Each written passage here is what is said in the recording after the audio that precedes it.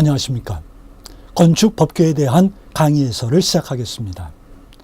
건축법규는 건축법, 주차장법, 국토계획 및 이용에 관한 법으로 크게 세 편으로 구성이 되어 있습니다.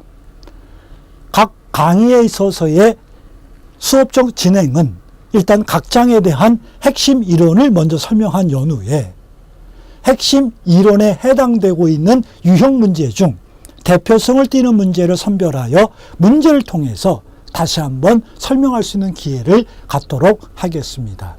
따라서 수험생 입장에서는 핵심 이론을 바탕으로 사실 많은 문제를 처리해둬야 할 필요가 있습니다.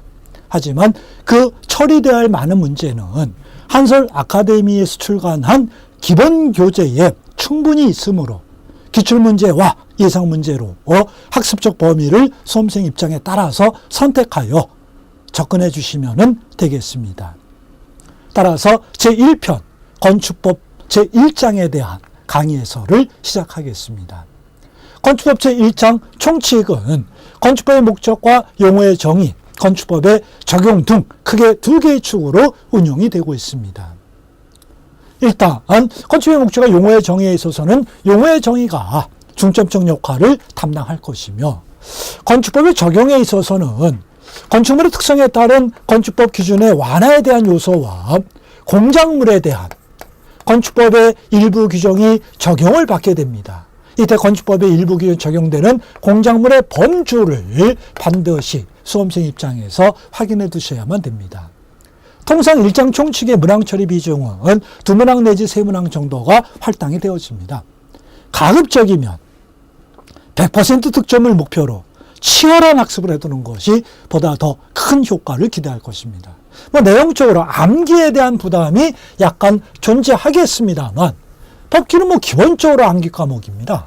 따라서 암기의 부담을 부담으로 느끼는 한 고득점의 기회는 없다라고 보셔야만 됩니다. 따라서 최대한 학습 능력을 경주하셔서 1장 총칙에 해당되는 문제는 반드시 극복한다라고 다짐해 두는 것이 필요하겠습니다.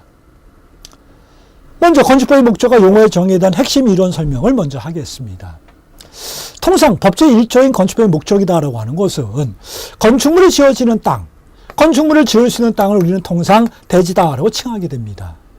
물론 대한민국의 전 국토는 건물을 지을 수 있는 땅인 대지와 건물을 지을 수 없는 땅, 대지가 아닌 토지, 즉 맹지라고 하는 땅으로 이원화되어 있습니다. 따라서 건축법의 적용의 대상은 건축물이 지어지는 대지다라는 겁니다. 건축물을 지은 대지, 이 대지는 어떠한 조건을 갖춰야 되고, 그 대지에 건물을 짓는다라고 할 때 이 건물의 구조, 안전 튼튼하게 지어야만 될 겁니다. 이 구조는 어떠한 통제를 받아야만 되며, 이 건축물의 쓰임의 기능을 위해서, 쓰임의 기능을 효율적으로 유지하기 위해서는 특정한 기적 설비체가 장착이 되어야 된다는 것입니다. 이때 그 기능 유지를 위한 설비 장착의 요구는 어떠한 것으로 판단돼야 되고, 아울러 건축이 완성됐을 경우 결국 건축물의 내부 공간이 형성되는데, 이 공간이 결국은 쓰임 공간이 될 것이다 이겁니다. 이 공간의 쓰임새를 어떻게 확보할 것이냐, 건물의 쓰임새를 통제하는 것이 용도의 요소다라는 것입니다. 하여 건축법은 건축물이 지어지고 있는 대지, 구조, 설비, 용도에 대한 기준을 마련하는 것입니다. 대지, 구조, 설비, 용도에 대한 기준을 마련한다 이겁니다. 대지는 이래야 되고, 설비는 이렇게 설치가 되는 것이고, 건축물의 용도는 이러한 제한을 받는다라고 하는 기준을 마련한다. 그 기준을 마련한 것이 건축법이다 이겁니다. 그래서 결국 건축물을 건축하려고 하는 자, 우리는 통상 건축물을 건축하려고 하는 자가 건축주다라고 이제 판단을 하게 됩니다. 그럼 건축주가 건축물을 건축하고자 할 때 이 건축물의 건축은 건축법에 마련된 기준대로 건축이 되어야 된다는 것입니다. 땅 주인이라고 자기 마음대로 집을 짓는 게 아니라는 것입니다.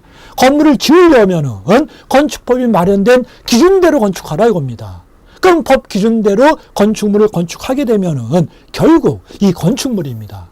그 건축물의 안전, 튼튼하다 이겁니다. 건축물의 기능, 건축물이 쓰기가 편해진다는 것입니다. 그 건축물의 환경, 공간의 쓰임새가 원활하게 지원된다는 것입니다. 아울러 미관 향상, 건축물이 지어지고 있는 공간 전체를 보더라도 어느 정도의 미적 아름다움을, 질서감을 유지할 수 있다는 것입니다. 이와 같은 효과가 발생이 된다. 이와 같은 사회적 효과가 발생되는 것이 결국은 사회 전체의 이익이 보장되는 것이다라는 것입니다. 그래서 건축법은 결국 공공복리 증진을 위하여 건축물이 건축이 될 수 있는 대지, 구조, 설비, 용도에 대한 규제를 마련하겠다는 것입니다. 그러면 건축물의 안전, 기능, 환경, 미관이 향상된다. 그러니까 이것이 향상되는 것이 결국 건축법의 궁극의 목적이 된다는 것입니다.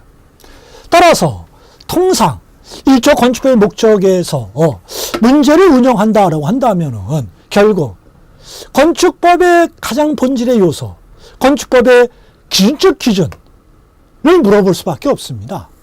즉 문용의 예에 의한다면은 다음 중 건축법이 규제하고 있는 기준 내용이 아닌 것이 무엇인가? 이렇게 이 문제를 질문할 수밖에 없을 것입니다. 그리고 건축물의 대지에 대한 조건, 건축물의 구조에 대한 조건, 건축물의 설비에 대한 조건, 건축물의 형태에 대한 조건, 이런 식으로 지문이 나열이 될 것이다라는 것입니다. 이때 대지구조 설비는 직접적으로 언급이 되고 있는 데 비하여 형태라고 하는 것은 결국 2차적인 효과에 의해서 건물의 형태가 실현되는 것입니다. 기준대로 지어지면 형태도 좋아진다는 겁니다.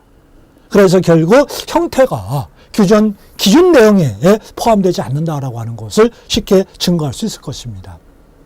하지만 이런 식으로 문제가 운영이 된다라고 할 적에는 문제의 수준이 너무 취약하게 됩니다. 그래서 실질적으로 문제가 나올 적에는 건축법은 대지, 구조, 설비, 용도를 기준하고 있는데 그 기준 항목입니다. 즉 대지, 구조, 설비처럼 큰 아이템을 물어보는 게 아니라 건축법에는 대지 조경 기준이 있느냐 이런 식으로 실적인 규율의 내용을 갖고 움직여 들어온다는 겁니다.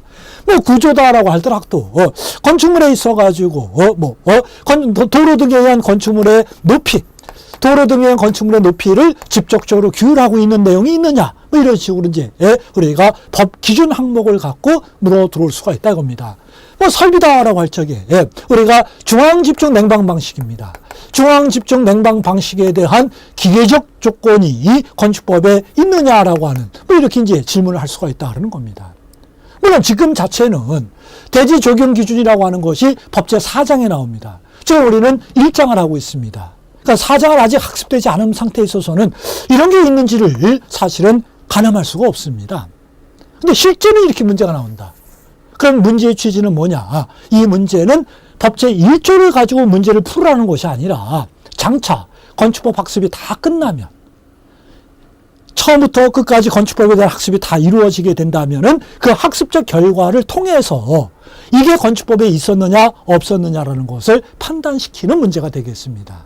그래서 결국 1조 건축법의 목적에서 문제가 나온다면은 이런 식으로 문제가 나올 것이고 이런 식의 문제를 해석하기 위해서는 1조의 기준 항목인 이거를 암기해서도 풀 수가 있겠지만은 이거보다는 결국 장차 학습 결과에 의해서 처리가 되어야 한다라고 하는 것을 증거해 두시면 되겠습니다.